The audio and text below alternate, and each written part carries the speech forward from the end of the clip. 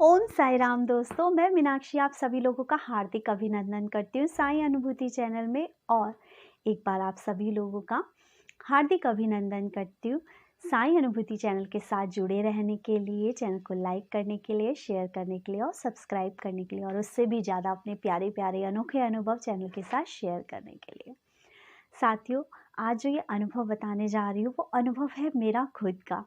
आज से 1 साल पहले की बात है कि मैं बहुत बाबा से, जिसे बोलते हैं ना, लड़ाई कर रही थी और बाबा से कह रही थी कि बाबा, आपने मेरे परिवार के सारे लोगों को तो हमेशा शिरडी बुला लिया, ठीक है, मेरे घर का हर व्यक्ति शिरडी जाकर आ रखा है, लेकिन बाबा आपने मुझे नहीं बुलाया। ऐसी इतनी कौन सी मैं इतनी बड़ी पापी हूँ कि आप मुझे शिरडी ही नहीं बुलाते। और मैं बाबा से रो रो के हर दिन यही कहती थी कि बाबा, आप मुझे शिरडी क्यों नहीं बुलाते हो, आप मुझे शिरडी क्यों नहीं बुलाते हैं। तो हुआ ये कि एक रात को मैं सोई और सोने के बाद मैं क्या देखती हूँ कि एक येलो कलर का चोला पहने हुए व्यक्ति मुझे एक जगह पे लेकर खड़ा हुआ है और पीछे पूरा ग्रिल ग्रिल सा बना हुआ है और टीन शेड सी पड़ी हुई है।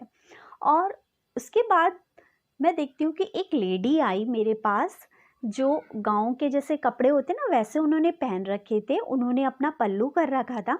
और वो मुझे ये कहती हैं, वो येलो ड्रेस वाले जो व्यक्ति थे वो मेरे पीछे की तरफ खड़े थे, और जो लेडी थी वो मेरे पास ऐसे बगल में आकर मुझे यूँ कहीं, उन्होंने अपना पल्लू ऐसे करके पकड़ रखा था और वो मुझे ये कहती है कि ना, रोज़ साईं सचरित्र पढ़ाकर, रोज़ साईं सचरित्र का पाठ कराकर।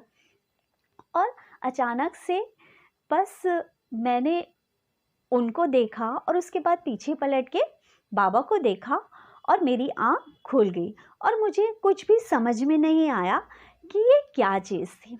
उसके बाद होता ये कि मैंने ना अपनी मम्मी को फ़ोन किया, अपनी सिस्टर को फ़ोन किया और ये पूछा कि क्या आपको कोई ग्रिल वाला मंदिर पता है कि जहाँ पे बहुत ग्रिल ग्रिल सी लगी हुई हो। तो मेरी मम्मी ने को ध्यान नहीं रहा और मेरी मम्मी ने मना कर दिया कि नहीं, मुझे नहीं पता ऐसा कोई मंदिर। मैंने अपनी सिस्टर से पूछा, उसने भी मुझे नहीं बताया कि ऐसा कुछ। मेरी छोटी सिस्टर है जो मुझसे, मैंने उससे भी पूछा तो उसको भी माइंड में ऐसा क्लिक कुछ हुआ नहीं और उसने भी मुझे बोला कि मुझे नहीं पता। होता है ये कि एक दिन ऐसी मोबाइल पे मैं यूट्यूब देख रही थी और अचानक से एक व्यक्ति जो बाबा के लाइव दर्शन कराते हैं, और वो मतलब पूरा शिरडी का जो था वो दिखा रहे थे कि शिरडी में कहाँ क्या है, कहाँ क्या है। और जैसे ही वो उस जगह पर आए शिरडी की, जहाँ पे ग्रिल ग्रिल सी बनी है, मैं एकदम शॉक्ड हो गई और मेरे रोंगटे जो होते हैं वो खड़े हो गए। मुझे समझ में नहीं आया और मैं बोली, मैंने कहा ये तो मैं जा रखी हूँ यहाँ पर, और उस दिन तो मुझे सपने में ये आया था और मेरे पीछे तो बाबा खड़े थे और मेरे पास एक लेडी आकर आई और उन्होंने मुझे बोला कि रोज साईं सचरित्र का पाठ पढ़ा कर तेरे दुख दूर हो जाएंगे। और बस मैं बिल्कुल चुप हो गई उस दिन, जिसे बोलते हैं कि फिर मैंने अपनी सिस्टर को बोला, छोटी वाली को फ़ोन करके, तो उसने मुझे बताया, जब मैंने एक्सप्लेन किया पूरी तरह से कि शिरडी में ऐसे ऐसे ग्रिल लगी हुई है ये, तो उसने मुझे बोला हाँ लगी हुई है। तो कि मैंने कहा क्या, मैंने तो फ़ोन किया था, मैंने पूछा भी था, तुमने मुझे तब भी नहीं बताया था। तो खैर चलो कोई बात नहीं, उन्होंने बताया या नहीं बताया, इंसानों की क्या है, इंसान बताए ना बताए, लेकिन मुझे जिससे मांगना था और जिससे मैंने बोला था, उसने मेरा हाथ पकड़ के मुझे पूरी शिरडी सपने में घुमाई और इवन मुझसे ये भी कहा कि साईं सचरित्र पढ़ा करो। मेरा ये यकीन है और मेरा ये मानना है कि हो ना हो, वो बाईजामा हो सकती हैं या वो लक्ष्मी शिंदे हो सकती हैं, जिन्होंने मुझे ये बोला कि तुम साईं बाबा की साईं सचरित्र पढ़ा कर।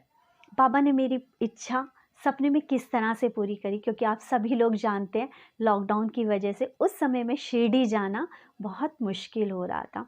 और बस मैं बाबा से यही प्रार्थना करती हूँ कि बाबा मुझे जल्द से जल्द शिरडी बुला ले और मैं साक्षात दर्शन करूँ आपके वहाँ पर। और वो मेरे लिए शायद सबसे अच्छा दिन होगा जब मैं शिरडी की भूमि पर अपना पहला कदम रखूँगी। और तब मैं नाराज़ थी बाबा से, लेकिन आज मुझे लगता है कि हर काम, हर चीज़ एक वक्त आने पर होती है। और बाबा ने भले ही मुझे वहाँ पे फिज़िकली बुलाया हो ना बुलाया हो, लेकिन मेरी आत्मा को बाबा ने वहाँ पे घुमाया। और बाबा मेरे हर काम बनाते हैं, और बाबा हमेशा मेरे अंग संग रहते हैं, मेरी परेशानियाँ दूर करते हैं। और मैं क्या बोलूँ, बाबा मेरी गृहस्थी ही संभालते हैं। इससे ज़्यादा तो मेरे पास शब्द भी नहीं है बाबा को एक्सप्लेन करने के लिए, और बाबा मेरे लिए क्या क्या करते हैं ये कहने के लिए, क्योंकि बाबा ने हर पल हर क्षण मुझे संभाला है। कभी वो वक्त भी था कि मुझे ऐसा लगता था कि पता नहीं फ्यूचर में क्या होगा, लेकिन आज साईं कृपा से मेरे पास वो वक्त है कि मुझे सब पता है कि मेरे बाबा है ना मेरे साथ, तो जो कुछ भी होगा लाइफ में बहुत अच्छा होगा। और बाबा सारे संकट जो भी होंगे बाबा टालते जाएंगे, बाबा दूर करते जाएंगे। और बाबा से बस इतनी प्रार्थना करती हूँ, बाबा जैसे अब तक मेरा साथ दिया, अब तक मेरे सर पर अपना हाथ रखा, अब मेरा हाथ थामे रखा, उसी तरह से साईं बाबा हमेशा मेरा हाथ थामे रखेगा। क्योंकि मैं तो इंसान हूँ, और इंसान का मन बहुत चंचल होता है, भटकता है। कभी कभी लगता है कि ये कर लूँ वो कर लूँ, और मतलब आप समझ सकते हैं कि मन की चंचलता इंसान को कभी किसी जगह ले जाती है, कभी किसी जगह ले जाती है। लेकिन हाँ, मेरे साईं जो मेरे साथ है तो मेरा मन भटकेगा नहीं। बाबा हमेशा मेरे पास है, हमेशा मेरे साथ है।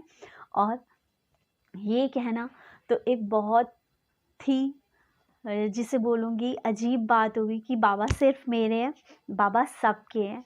और मैं सभी साईं डिवोटी से सिर्फ यही कहूँगी कि हमेशा ये कहिए कि बाबा हम सबके हैं, बाबा सबका कल्याण करो, सबका कल्याण करो। और बाबा फिर साथ में हमारा भी, हम पे भी अपनी दया दृष्टि बनाए रखेगा। हमें कुछ नहीं चाहिए साईं, हमें आपका साथ चाहिए, आपका हाथ चाहिए, आपका प्यार से एक हाथ हमारे सर पे फेरने वाला एक प्यारा सा स्वप्न चाहिए, जिसमें आप हो और मैं हूँ, और बस मैं आपको निहारूं और आप मेरे सर पे हाथ रखें। और बस मैं ये चाहती हूँ बाबा, आपकी गोदी में सर रख के मैं बैठूं बाबा, और आप मुझे थपकी दे रहे हो। मेरी दिली इच्छा है बाबा कि कभी आप मुझे ऐसा स्वप्न दीजिए कि आपके पास मैं हूँ और मेरे पास आप हो बस, और कोई ना हो, कोई ना हो उस स्वप्न में, सिर्फ आप और मैं। मुझे पता है आप हमेशा मेरे साथ होते हो, आप हमेशा मेरे पास होते हो बाबा, क्योंकि मुझे पता है मेरी ज़िंदगी में बहुत सी तकलीफ़ें आई। कभी कभी तो ऐसा लगा कि शायद ज़िंदगी बहुत डिफ़िकल्ट है, कैसे होगा क्या होगा। लेकिन मेरे बाबा ने, पता है, जब मैं ऐसे गिर रही थी, बाबा ने मुझे एकदम से ऊपर कर दिया।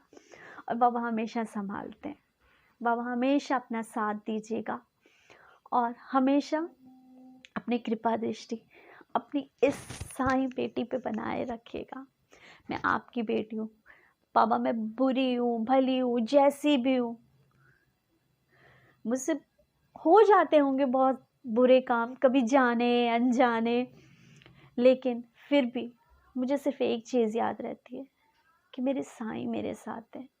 अगर मैं बुरी हूँ, मुझसे कुछ गलत होता है, तो बाबा मुझे सुधारिए, बाबा मुझे बताइए मैं किस पग पर गलत हूँ, मैं किस जगह पे गलत कर रही हूँ। और सभी साईं डिवोटीज से भी ये कहती हूँ कि अपने अंदर ये घमंड मत लाइए, या अहंकार मत लाइए कि हम साईं बाबा की पूजा कर रहे हैं तो बस कि अब जो है बस हम ही हैं।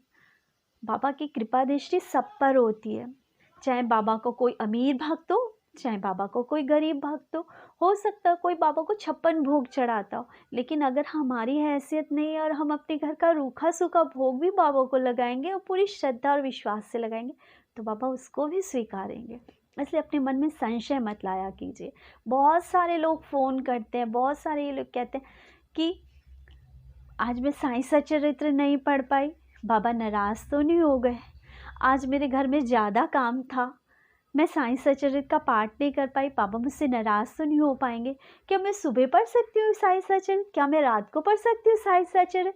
क्या मैं दोपहर में पढ़ सकती हूँ साईं सचरित? क्या मैं खाना खाने के बाद पढ़ सकती हूँ साईं सचरित? तो मैं आपको सिर्फ एक बात बताना चाहती हूँ, साईं श्रद्धा देखते हैं, आपके मन में बाबा के लिए कितना विश्वास है, आपकी सबूरी देखते हैं बाबा। बाबा ये नहीं देखते कि आपने दोपहर के 12 बजे बाबा की साईं सचरित पढ़ी है, या सुबह 4 बजे उठ के साईं सचरित पढ़ी है, या रात के 1 बजे साईं सचरित पढ़ी है।